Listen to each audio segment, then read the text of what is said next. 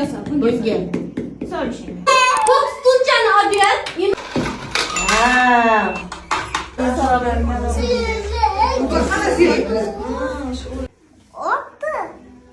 Olti.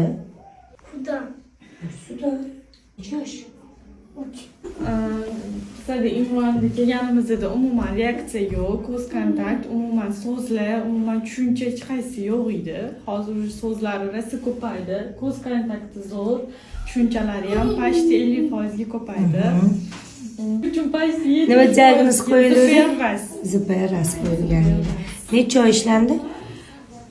6 oy bo'ldi. 6 oy ishlandi. Juda ham xursandmiz.